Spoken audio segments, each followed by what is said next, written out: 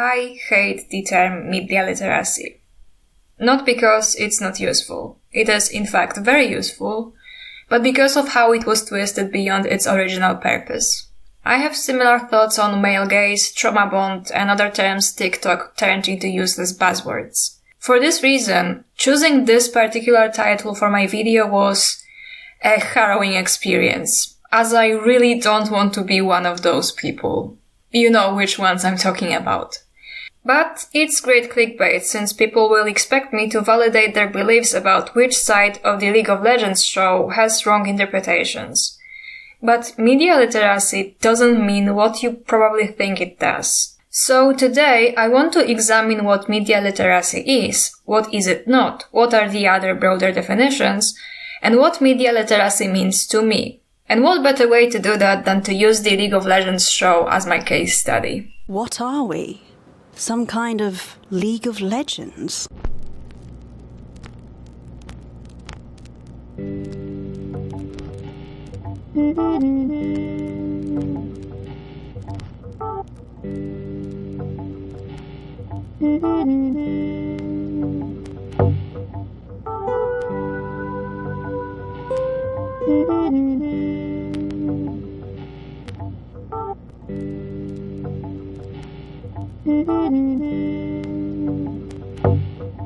Before we start, remember that if you like my videos, like, subscribe and share so that more people can see it. Make sure to click the notification button so that you never miss a new video. Also, you can listen to this on Spotify if you prefer.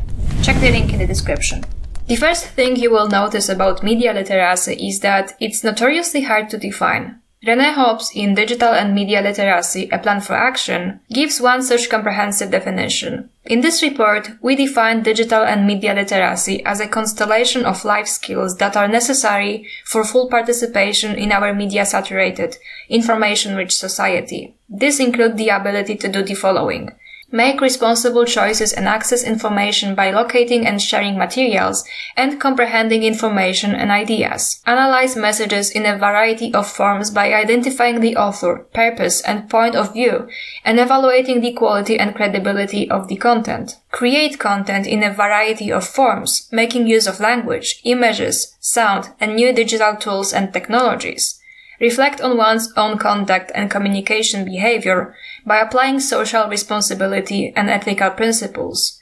Take social action by working individually and collaboratively to share knowledge and solve problems in the family, workplace, and community, and by participating as a member of a community. These digital and media literacy competencies, which constitute core competencies of citizenship in the digital age, have enormous practical value. To be able to apply for jobs online, people need skills to find relevant information. To get relevant health information, people need to be able to distinguish between a marketing ploy for nutritional supplements and solid information based on research evidence. To take advantage of online educational opportunities, people need to have a good understanding of how knowledge is constructed and how it represents reality and articulates a point of view.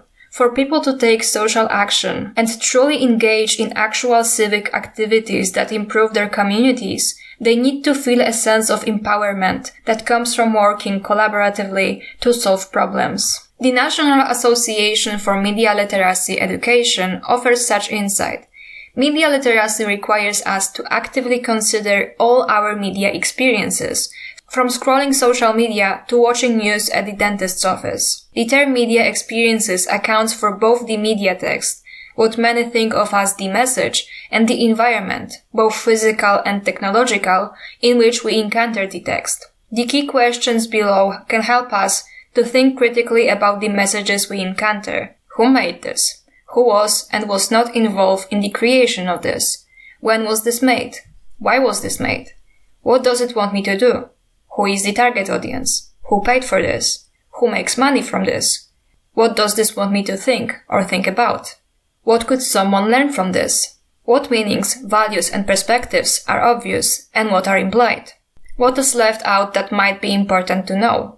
How does the format or method of communication impact my experience with the media? Where or how was it shared with the public? What techniques are used to communicate meaning and why? How do those techniques communicate this message? What is my interpretation? What can I learn about myself by reflecting on my interpretation of this? How can different people understand this message differently? How does this make me feel? How do my emotions influence my interpretation of this? If I feel the need to respond, what actions could I take that would feel productive? If I feel the need to respond, what actions could I take that would feel productive? Is this fact, opinion, or something else? What are the sources of information, ideas, or assertions? How credible is this, and how do you know? How do I know I can trust this source to give me credible information about this topic? As you see, media literacy is not really about being able to understand what's happening in a TV show, but about things like spotting online misinformation or knowing how to efficiently use the internet. In the age of AI slop, media literacy is especially important, as it's very easy to fall for advanced AI videos or photos. Throw a stone if your parents hadn't shown you some real funny video and you had to see their smiles die as you explained that it was generated by AI. Recently, I fell for one such video, the one of bunnies jumping on a trampoline, and I'm usually pretty good at spotting that shit. I would say that in this day and age, being able to spot misinformation is more important than who is right about the League of Legends show. And I could end this here. I already did my job by explaining what media literacy is, but could we perhaps broaden the definitions I offered? Because the list of questions I showed can very well be applied to TV shows, movies or books, and as such, it's not entirely unfounded to talk about media literacy when it comes to interpreting art, especially when discussing propaganda. And fittingly, if you ever argued with someone about a TV show or a book, you probably were accused of not having media literacy. It sounds much better than L ratio I'm right and you're wrong, as it gives one the aura of righteous intellectualism. Yet, a consistent pattern I found in those who invoke this term is that, rather than to analyze a piece of media in the broader context of its existence, they only analyze the events in the story proper and the setting, forgetting that characters are not real people, but vehicles to move the story forward. They do not make their own decisions. Everything they say or do is decided by the writers. It's true that the writers, the good ones at least, have to abide by the rules they put in place, but ultimately they decide. For that reason, it's very important to distinguish between Watsonian and Doyleist analysis. Arthur Conan Doyle, the author of Sherlock Holmes, decided to end the adventures of the titular character by killing him off in the final problem. But Sherlock Holmes turned out to be so popular that fans demanded more stories. Hence, Doyle made it so that Sherlock survived his showdown with Moriarty. We can analyze this narrative development from the Doyleist or Watsonian angle. The Watsonian angle is aptly named after the character of John Watson because it takes into account how the in-universe characters would explain Sherlock's survival. He faked his own death. The Doyleist explanation, on the other hand, was named after the real person Arthur Conan Doyle because it analyzes narrative decisions based on the out-of-universe factors. He survived because Doyle decided he will write more stories about him. Often, the Watsonian angle will end up with some crazy mental gymnastics, usually precisely when the Doyleist analysis is completely ignored. And that happens suspiciously often because people forget that the characters are not real people. Often, if you approach things from the Doyleist point of view, you will be accused of lacking media literacy because rather than to solely rely on character actions or motivations, you look at the story as a story that was created by someone who was influenced by various outside factors, which others might not see or take into account, making your explanations seem baseless or absurd. But isn't taking Doyleist consideration into account basically synonymous to having media literacy? After all, media literacy is about recognizing the messages in the media put there by the authors, analyzing who makes money, who benefits, and so on. By definition, all strictly Doyleist considerations.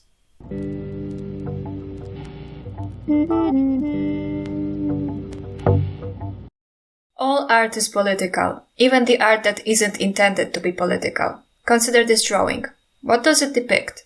There's a 99% chance that you thought a man or a stickman. But how do you know that this is a man? Why is he called a stick man? Why is he a he? Because in our patriarchal society, male is the default.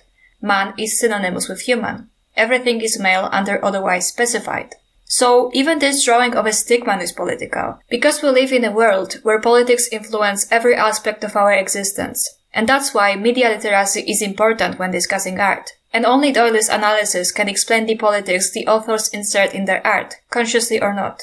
And what kind of politics do the writers of Arcane have? The show introduces us to three overarching conflicts: characters versus the Arcane, Vi versus Jinx, and Piltover versus Zaun, the last of which led many to believe that Arcane has a leftist political message. The struggle of the oppressed undercity against Piltover had marks of both a class conflict and a national liberation struggle. After season 2, I, like many, assumed that the show abandoned this aspect of the story entirely, but Pax for Thugs in Arcane was always centrist makes an excellent argument that the show was, well, always centrist. Link in the description. Arcane not only was never leftist, but ended up endorsing reactionary politics, and it just so happens that many of those were prominent in the character of Caitlyn Kiramman. I 100% agree with Caitlyn defenders when they say that if Caitlyn was a man, the response to her actions wouldn't be nearly as strong, and she would be offered far more grace by the fandom. But if anything, it convinced me that we need to treat male characters with less leeway as opposed to hand-waving everything wrong a female character may do.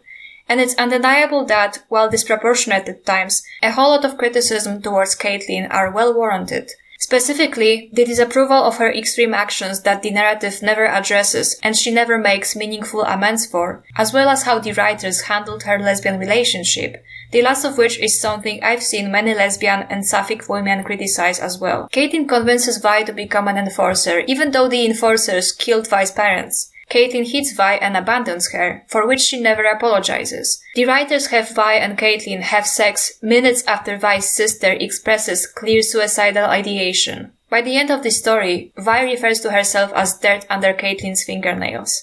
I'm not a lesbian, so it's not up to me to decide what is and what is not lesbophobia, but all of this seems in bad taste, and I think that lesbians deserve better representation than this. What I can do is offer my insight into how the show handles Caitlyn's politics and try to find the reason why she's so divisive. I had, in fact, already found it, and so did you if you listened carefully to the previous section.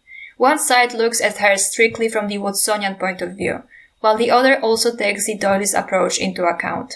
Caitlyn is an enforcer, a member of the organization that was theoretically presented as the carriers of class violence in Zaun at the behest of Piltover.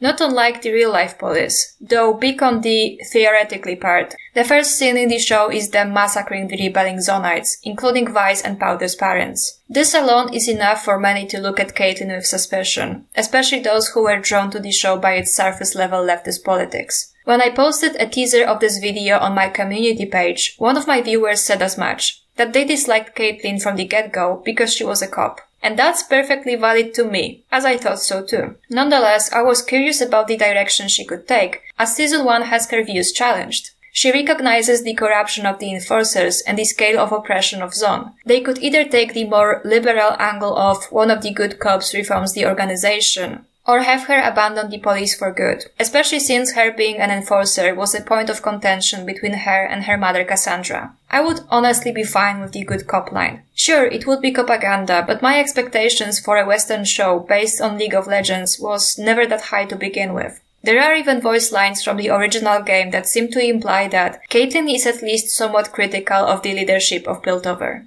It should be progress, not power and fear that leads Piltover into the future. I am not Piltover's dog. I work for its people. No one else. By the end of Season 1, a grief-stricken Jinx fires a rocket at Piltover and Caitlyn's mom gets killed, which understandably hardens her heart against Jinx and Zaun at large. The conflict between the two cities escalates, and Caitlyn is the face of Piltover's retaliation. And here the problems begin. Because the show is ultimately centrist, the power dynamics between these two cities aren't taken into account, and the conflict is reduced to the nebulous cycle of violence, not the oppressor versus the oppressed.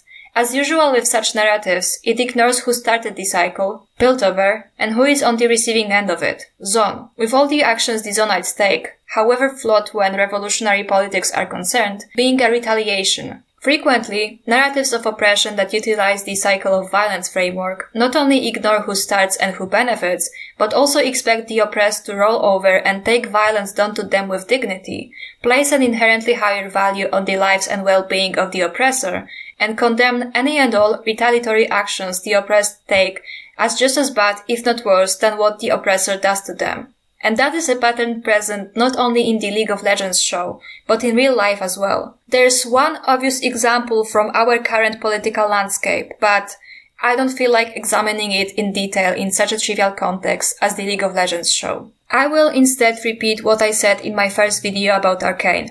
Reactive violence is fundamentally different from regular unprompted violence. It brews out of someone's mistreatment and will never be on the same scale of moral wrongness as the initiatory violence. But because the violence of the oppressor rests safely in the status quo, we are conditioned from birth to accept it as an inevitable part of life. The violence of oppression is something we become accustomed to, while reactive violence is something we are taught to consider unacceptable. That becomes apparent when figures advocating non-violent resistance, such as Martin Luther King, are retroactively put on a pedestal, even though he was vehemently despised when he was alive, while figures preferring revolutionary violence, such as Malcolm X, are demonized. The oppressor loves to paint the resisting oppressed as rabid animals. What kind of animals? All while ignoring what level of desperation it takes for someone to resort to violence on the path of liberation. Mark Twain, yes, that Mark Twain, once put it this way: there were two reigns of terror, if we would but remember it and consider it. The one wrought murder in hot passion, the other in heartless cold blood.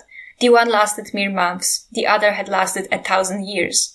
The one inflicted death upon 10,000 persons, the other upon 100 millions. But our shudders are all for the horrors of the minor terror, the momentary terror, so to speak. Whereas, what is the horror of swift death by the axe, compared with lifelong death from hunger, cold, insult, cruelty, and heartbreak? What is swift death by lightning, compared with death by slow fire at the stake? A city cemetery could contain the coffins filled by that brief terror, which we have all been so diligently taught to shiver at and mourn over. But all France could hardly contain the coffins filled by that older and real terror, the unspeakably bitter and awful terror which none of us has been taught to see in its vastness or pity as it deserves. Arcane's centrism, or even reaction, shines through the treatment of Jinx and Caitlyn, the representatives of their respective communities and narrative foils, who both take extreme actions at the behest of Zaun and Piltover. But only one of them is narratively condemned and has to die, or fake her death, as seems to be implied, to atone and redeem herself for the violence almost exclusively directed at her oppressor. At the end, the onus of ending the cycle is placed not on Caitlyn, who perpetuated it and benefited from it her entire life, but on Jinx, who neither started it nor benefited from it. In fact, it ruined her life. All while Caitlyn gets to live happily ever after. And every time Caitlyn does something fucked up at the behest of the oppressors, the show provides us with convenient Woodsonian explanations or justifications that vindicate her. Caitlyn wants blood for the death of her mother. Woodsonian excuse number 1. Anyone in her position would feel this way. These feelings get worse when the memorial for the fallen gets attacked by the Zonites. Woodsonian excuse number 2. She does not know that Ambessa orchestrated it, put two cities against one another for her own gain. Caitlyn suggests that a group of enforcers go to Zaun to find Jinx and neutralize the Chem Barons. Woodsonian excuse number 3. It's the better alternative, as Salo suggests a full-blown invasion instead. Caitlyn and her team utilize chemical warfare in Zaun. Woodsonian excuse number 4. They only target the bodies, whilst everyone else magically gets spared. When that fails, Ambessa calls for martial law and names Caitlyn the general, and she proceeds to use police brutality. Woodsonian excuse number 5. Caitlyn is being manipulated by Ambessa, who uses her grief and anger for her own means. If you question these explanations and justifications, you will inevitably be accused of lacking media literacy, because having media literacy became synonymous with taking Woodsonian explanations, and only Woodsonian explanations, at face value. Consider these tweets. Media literacy is not about whether or not you agree with the choices a character makes. It's about understanding their reasoning and the whole system surrounding them, which leads to them making certain drastic decisions. Caitlyn Kiramman is the perfect example of this.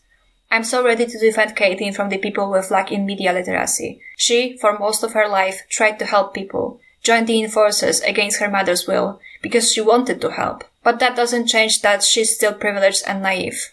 Arguing with Jinx glazers, Vi haters, Caitlyn haters actually take a year of my life because how can we watch the same series and have such drastic takeaways? Are people no longer capable of understanding media literacy or basic put yourself in the other person's shoe anymore? Guess who hurt children canonically with the grey mixed with bombs and who arrested criminals without hurting children? Jinx created a hole in the vent system and flooded an entire city with gas. Caitlyn used the grey in specific areas. Get some media literacy. All of them have two things in common. They invoke media literacy and unquestionably accept the excuses the narrative gives for Caitlyn. Why did the show give her these excuses in the first place? Media literacy applied to art should be strictly about doylist considerations, and it's the doylist considerations that cause people to view Caitlyn in a negative light, since they have to do with how we, the audience, see her actions in a broader socio-political context, that is, the out-of-universe context, and how we recognized how the writer's biases and politics influence the writing. Because remember, Caitlyn Kiramman is not real, but the writers are real, and they worked very hard to excuse all of her questionable deeds, words, and actions. And they did so precisely because they are centrists, and believe that the retaliatory violence of the oppressed is worse than the initiatory violence by the oppressor. That is media literacy. We can and should analyze what made them do it, for what purpose, what that reveals about their views and politics, and, most importantly, how the audience responded to it. Because they responded by justifying chemical warfare. Caitlyn's mom ordered her architects to create a ventilation system so that the Zonites have an easier time breathing. It's implied that Victor's terminal illness stems precisely from the exposure to the toxic gases of Zaun. In Season 2, Caitlyn uses this to hunt Jinx down. Dialogue in Season 3 labels it the grey and reveals its factory smoke trapped underground. So essentially, it's all of Piltover's industrial pollution emissions combined into a single and extremely unhealthy vapor. The grey's short-term effects include damage to the eyes and lungs. Arcane Season 2 also implies the gas may have far more extreme long-term side effects, such as genetic mutations or even death. A war crime of such magnitude is never given proper weight or consideration, and the whole operation is shown through a cool montage with badass rock music playing in the background. This act has no lasting ramifications for either Caitlyn or anyone involved. She is not consistently framed as a villain, or at least unsympathetic. Her actions are not meaningfully condemned in or out of universe. The only person who has gripes with it is Jinx herself, and the show already established her as someone who has no right to make such judgments, because her favorite pastime is blowing people up. What is even more, the show goes an extra mile to present this operation as surgically tactical. Her only targets are the baddies, with no bystanders caught in the crossfire. And I know for sure that this was a very deliberate decision on behalf of the showrunners because Arcane Season 2 leaked around August of 2024. There was one noticeable difference between the leak and the final product.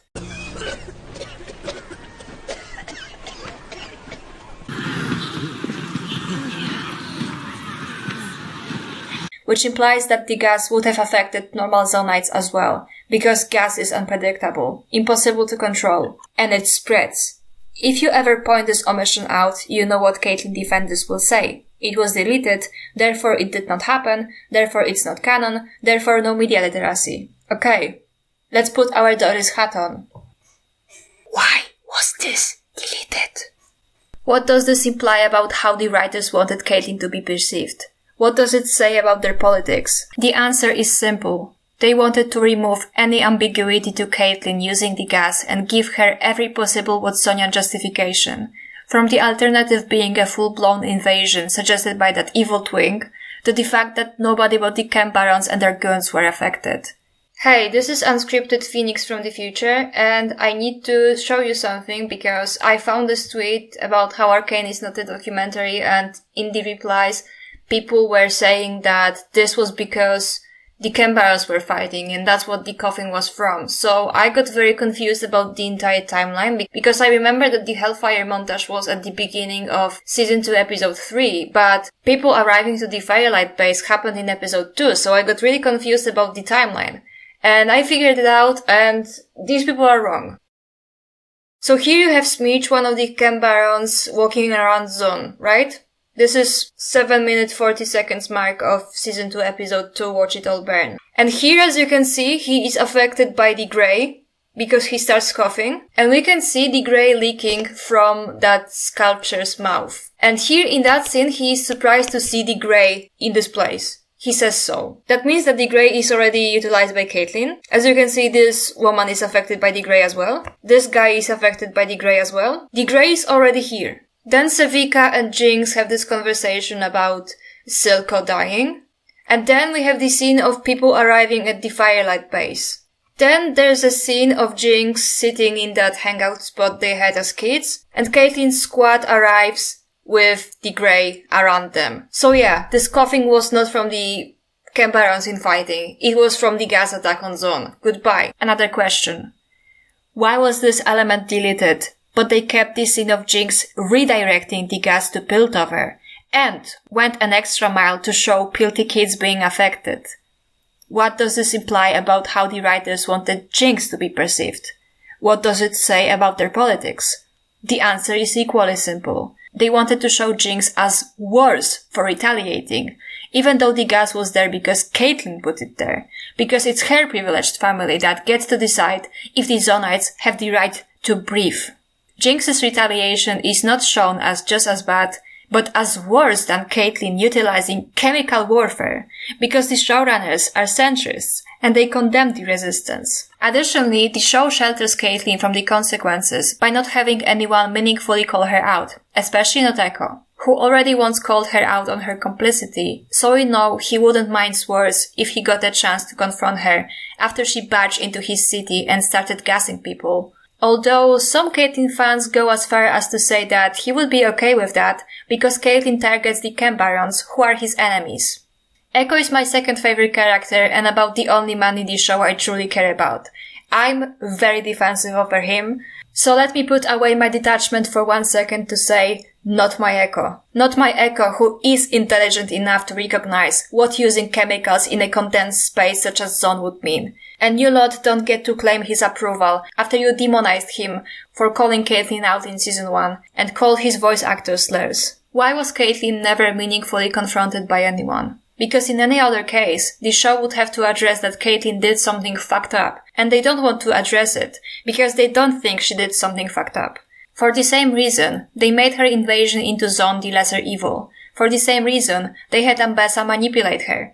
They piled up what Sonyan excuses upon what Sonyan excuses, and that is the source of the conflict between two opposing Caitlyn camps. One accepts those excuses, the other doesn't. One has media literacy, the other doesn't. Guess which is which, and which is so fond of accusing the other of lacking it. Now, I'm gonna show you something so absurd that I'm still not sure if it was rage bait or not. Under one of my TikToks, user Nick's Heart says, so Victor can become a literal god. Ekko and Jace can travel to different universes. They can have a damn talking hamster in the council. But you draw the line at Kate being able to control gas. It's not even unrealistic. Y'all just don't know how gas works. To which I responded, I must have missed the episode where Caitlyn was introduced to have gas control powers. Nix continues. No, but did you miss Ekko saying the air in Zaun is denser and the scenes showing grey moving like a dense gas? Dense air plus dense gas equals little, no spreading. You're supposed to watch the show with your eyes and not your elbows. The last line is legit just one step removed from the you have no media literacy mantra. And sure enough, Arcane is a show that relies on environmental storytelling a lot, but am I really supposed to come to this conclusion based on stylized visuals and one throwaway line Ekko said in the previous season in the context of his stupid Subway Surfers hoverboard? Or is this the case of Wood-Sonyan mental gymnastics? We still have our doilies hat on, remember. Maybe the gas didn't impact other Zaunites because the writers decided that it won't impact other Zaunites, which is why they removed normal people coughing, which is more likely.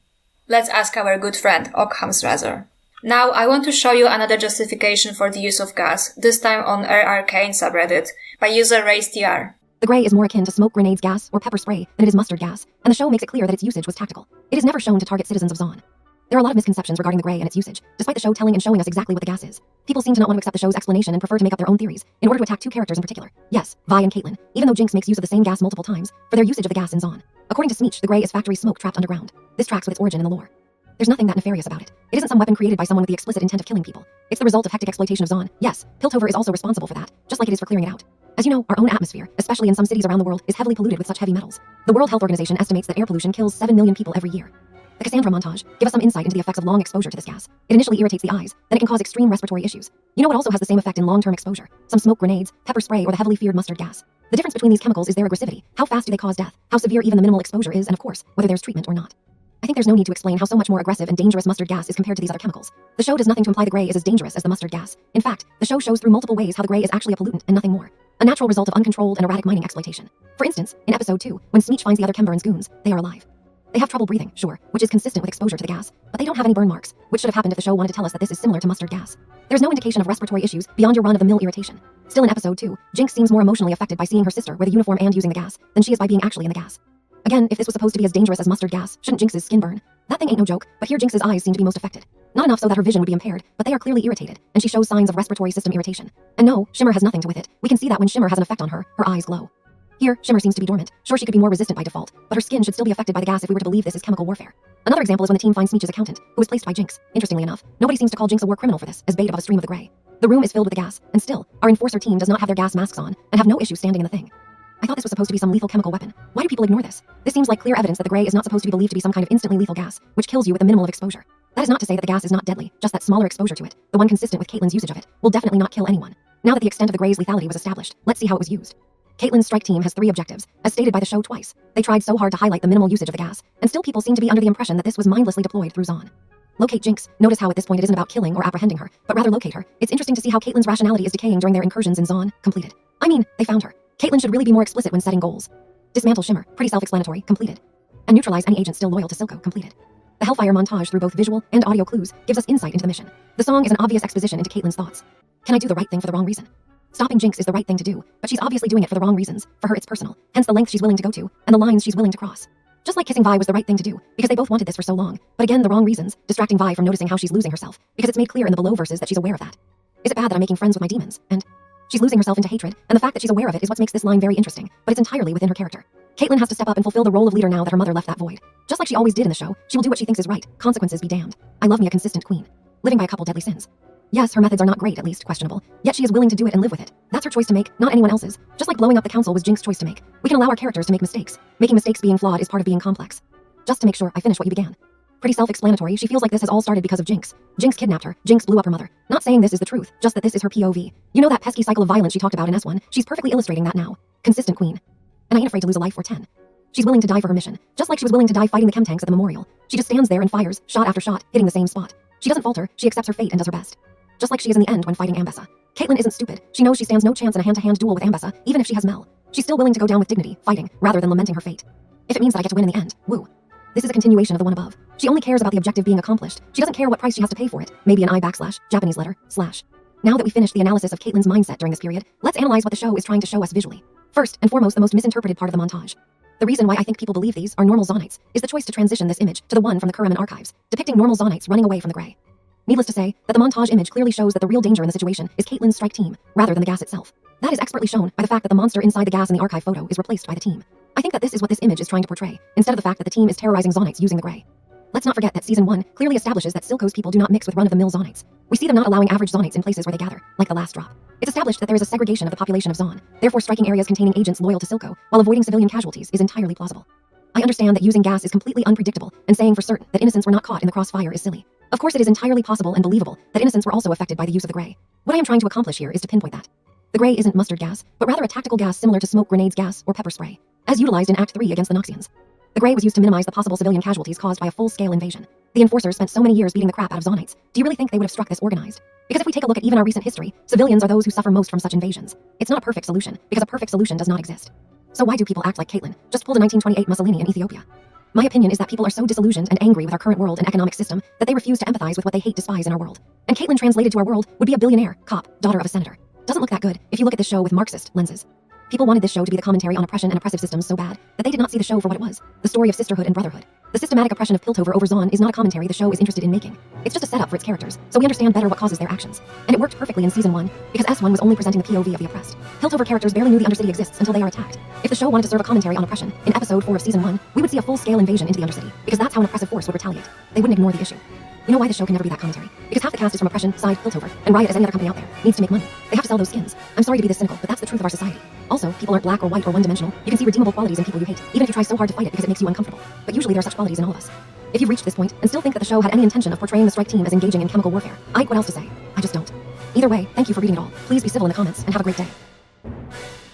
And I show you this precisely because they are the only Caitlyn defender I've seen that did take the Doily's consideration into account. That people are disillusioned with the current state of the world. And that's why they refuse to take Caitlyn's point of view into account. That people were erroneously led to believe that the show had a leftist political message. That the showrunners used class conflict as set design. That ultimately, Riot chose money.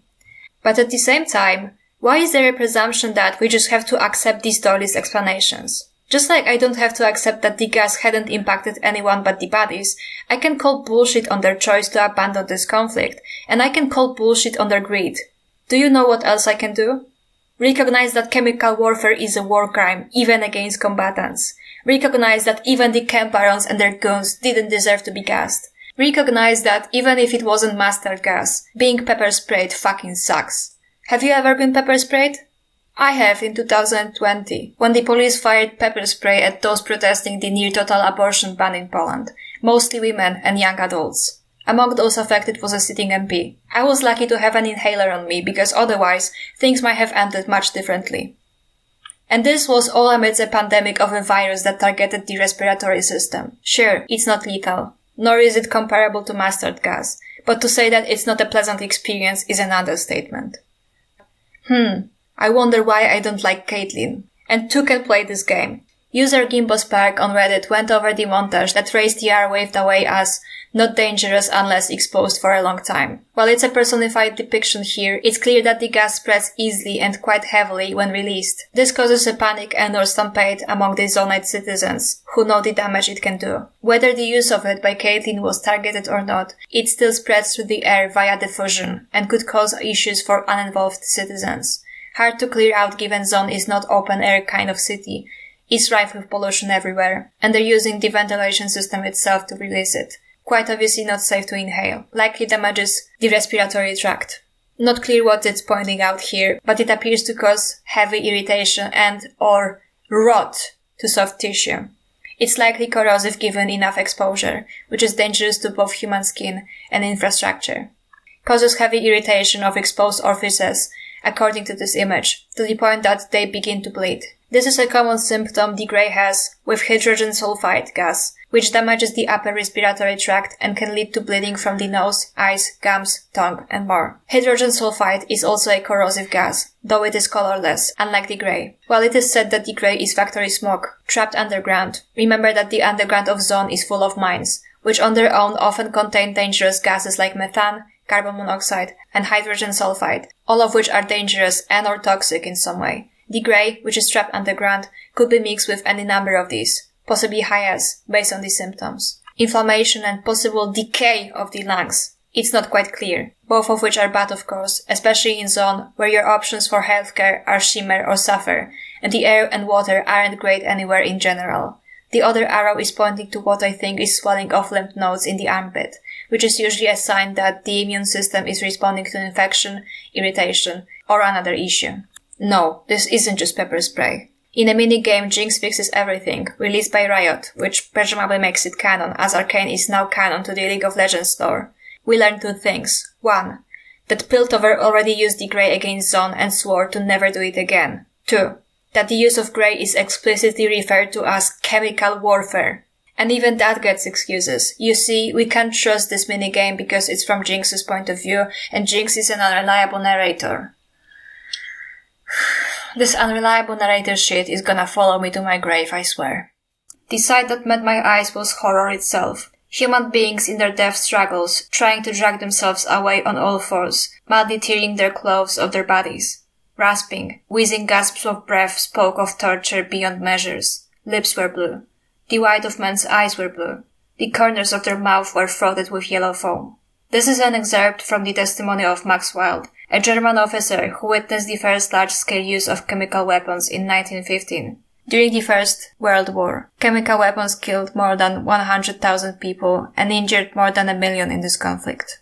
The reason why Caitlyn fans are so bold as to deny the possibility that Caitlyn may be responsible for the horrible suffering of Zonites in her chemical warfare is because the narrative does not present this as a possibility. Laws of physics do not apply, it's not a war crime if you target the bodies, and Runeterra doesn't have Geneva Conventions, so what Caitlyn does isn't a war crime in universe. And besides, Jinx is just as bad because she redirected the gas, and conveniently, she is the only one to criticize the use of it. Media literacy isn't about being able to decipher why a character acts the way they do in the context of the story. Because if we remove the writers and the broader politics of the real world from the equation, if we remove the Doilis context entirely and only take the story at face value, then the chain of events that led to that decision, as well as these narrative justifications, make perfect sense. And it explains why Caitlyn fans refuse to entertain the possibility that it could be any other way.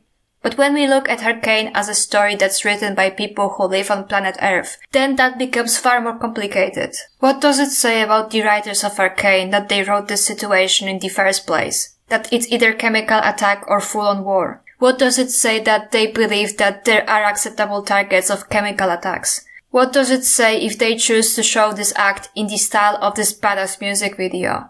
What does it say that they removed any mention of possible collaterals?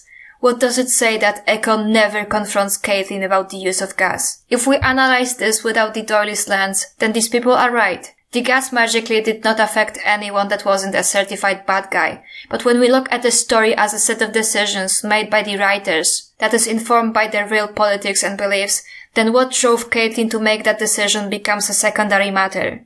Going by the previously established definition, we can infer that the message of this scene is chemical attacks are an acceptable method of warfare so long as you target those deemed acceptable. And we are allowed to call bullshit on this. We are allowed to not accept either Woodssonian or Doilis explanations. Because all of this goes beyond the stupid League of Legends show. Because all art is political. Because Arcane has real people justify chemical warfare over a fictional blue-haired cop.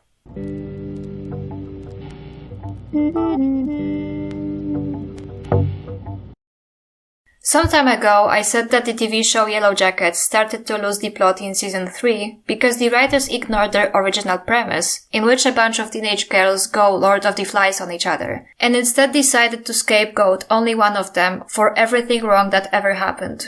What followed was a surge of the show's fans trying to justify these narrative developments from, you guessed it, the Woodssonian point of view, even though my criticism was strictly Doilist. This issue is present in every single fandom I've ever been to, and very often in the context of invoking media literacy. Sometimes the writers are just cooked easy enough of a Doilist explanation, and often the one that makes more sense than Woodssonian mental gymnastics. In general, there's higher resistance towards media criticism than several years ago. I attribute this to the COVID pandemic. As we were all stuck in our homes, shows, movies, books and games were often our only way of escaping the bleak reality. For those of us privileged enough to not be essential workers, at least. Pandemics tend to bring about fascism, and with fascism, anti-intellectualism. Several years ago, everyone wanted to be a media critic, sometimes to rather disastrous results, and you could make an entire career out of it.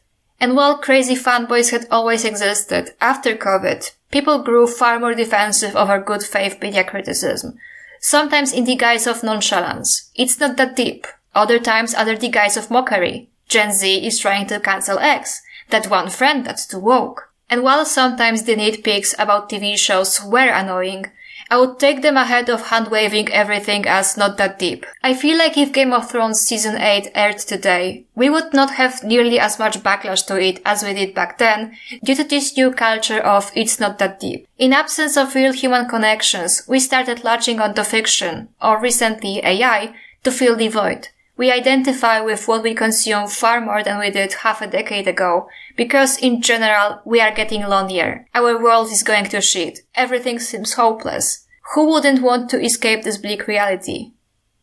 But there is no escape, as all art is political. And the worst thing you can do for your media literacy is becoming a mindless consumer that refuses to engage with story critically and let people who are mindless consumers make you feel bad for criticizing their golden calf. Okay, now, every person who goes back and counts how many times I said what's Sonyan in this video and places the correct number in the comments gets a shoutout in the next video. Thanks for watching. Remember that if you like my videos, like, subscribe and share so that more people can see it. Make sure to click the notification button so that you never miss a new video. And remember, Phoenix rises from the ashes and ashes land on top.